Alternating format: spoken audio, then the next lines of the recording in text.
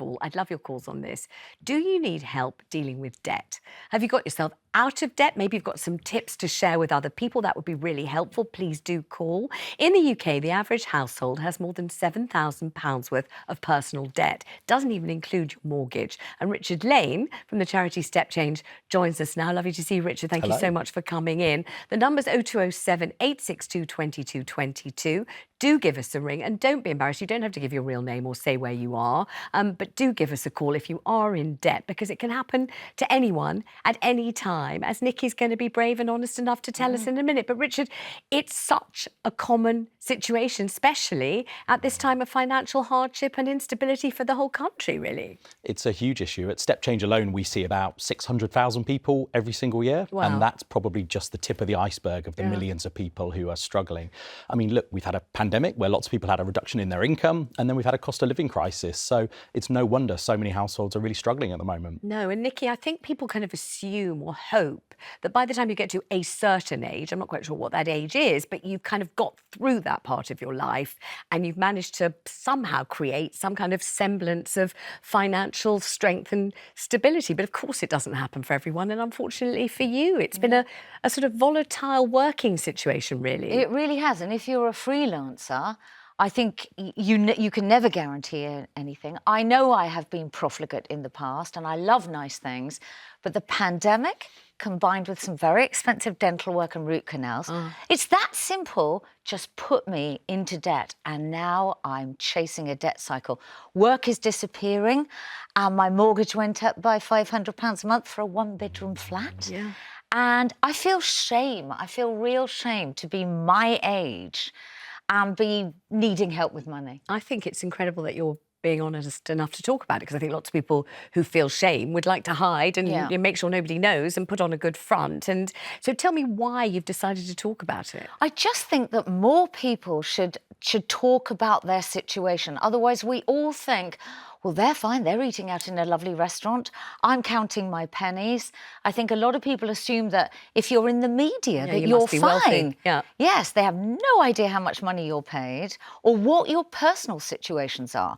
I mean, if anything surprising comes up as an expense, it's over. Yes. I won't meet my mortgage. And Richard, it can be just one thing, can't it? It can be a relationship ending, a job suddenly, the plug being pulled on a job. It can be, as Nikki says so candidly, you know, dental work, as if you could find an NHS dentist these days anywhere to do that for you. Can't. Just some horrible thing that goes wrong. And so many of us are just one step away from debt. Yeah, that's right. And just say that's so powerful that you've said that. And actually, when people come to Step Change, they say to us, I've had this problem for so long and I've been too embarrassed to say anything. And we always say there's nothing to be ashamed or embarrassed about. But that stigma is a huge barrier to people.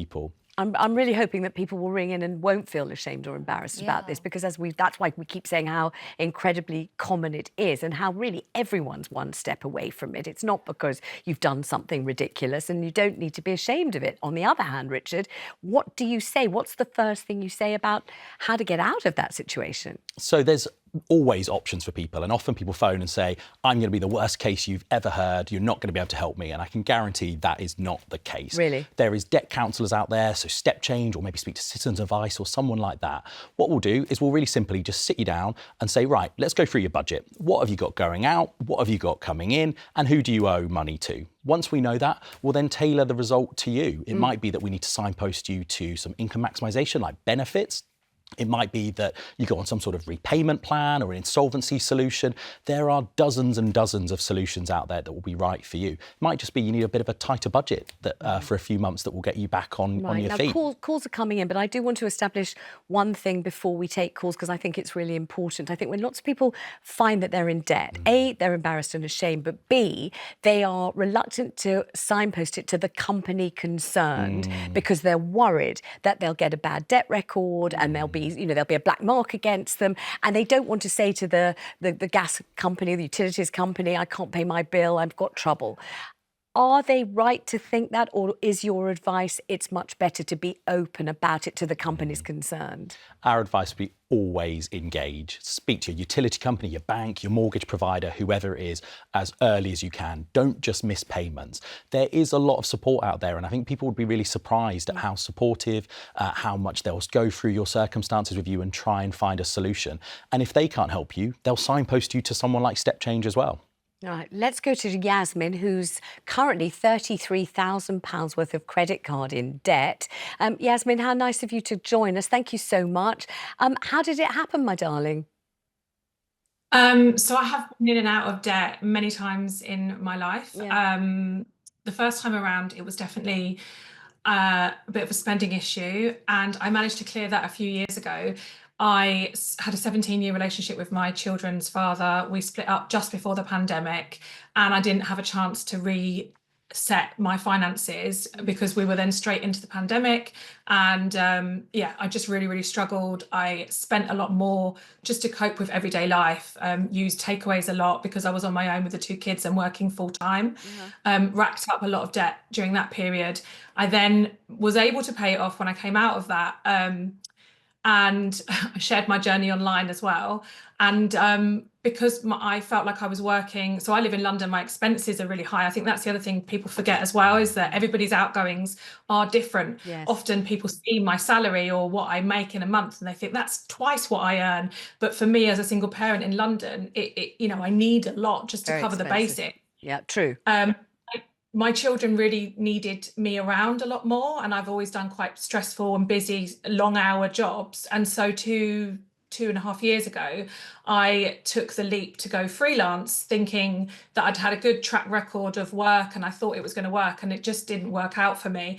And it didn't take long before I, like you say, like thousands back in debt, which was just living expenses while I was either chasing payments. Some companies went under and I didn't get paid for the work I'd done, and a lot of the work dried up as well. So it's just a really difficult It's year. a very difficult combination of circumstances, isn't it? As they say, the perfect storm for that. So I mean, what kind of advice can you give Yasmine, knowing that she's an extremely hardworking, totally switched on person? It's not like she's living in a daze or a dream. And also, she's somebody who has already been in debt and paid off debt, so she knows how to do this kind of a thing. But £33,000 is certainly enough to keep you up all night, isn't it? Worrying. So what kind of thing would you say? It is. That is going to mean you're going to lose sleep. And it's really interesting. Yasmine was talking about being a single parent.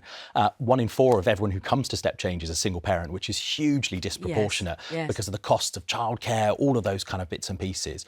What we would say, and it sounds like Yasmine absolutely knows what she's doing, is to go through the budget. Is there anything you can cancel, any subscriptions you can cancel? Is there anything you can do to shop around? But then get in touch with someone like Step Change. We can put you on a plan where any interest or charges is paused on that debt whilst you're repaying, which can make a massive difference for you. When you say any interest or charges, in what kind of area? What sort of interest can you get paused, for example? So there are two kind of things that you can do. Firstly, there is a government scheme called Breathing Space that when you access debt, you What might... a lovely name. Nikki likes it's that brilliant. one. Breathing I space. do. So actually, if you're eligible for that, you can have 60 days where, by law, all of your creditors have to pause interest, charges, or any enforcement action if they're pursuing it. I literally never heard of that before. I've never Never heard heard of of that. Brilliant scheme. It's called Breathing Space. That's really And fascinating. you have to go to a debt advice agency like Step Change to have access to it. Yasmine, have you heard of that, Breathing Space? Is Yasmine there? I have heard of it. I don't think I'm personally eligible for a lot of the help that's out there. Right. But yeah, I have heard.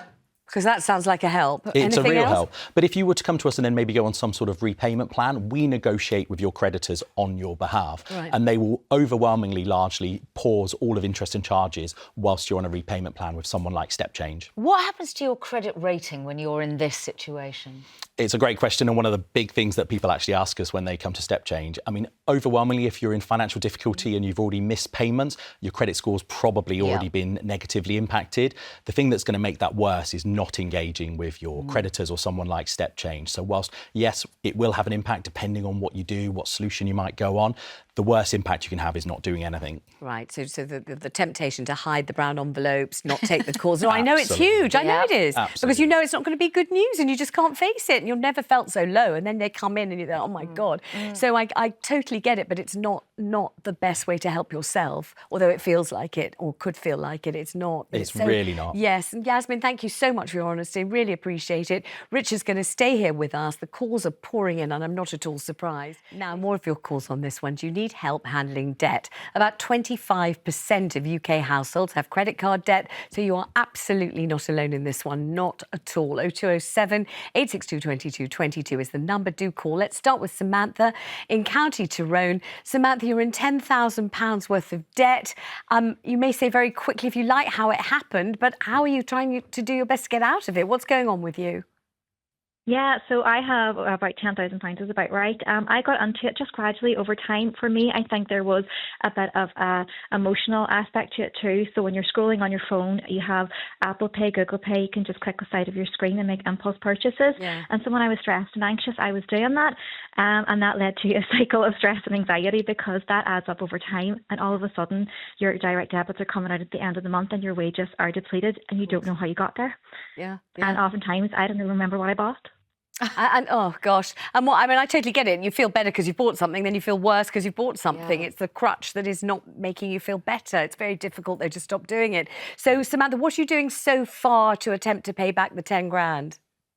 So I did initially contact a charity, but my options were about mainly writing the debt off, but I felt like I needed the accountability aspect of it. Like I needed to work backwards to understand how I got in it in order to work my way out. So what I do is I have like a TikTok page and I basically journal my debt-free journey. Yes. And I keep myself accountable. I share all the things that I learn, but I really had to start with the basics of, as was just said there, writing everything down, knowing exactly where my debts were, how much was coming in, and creating a really bare bones budget.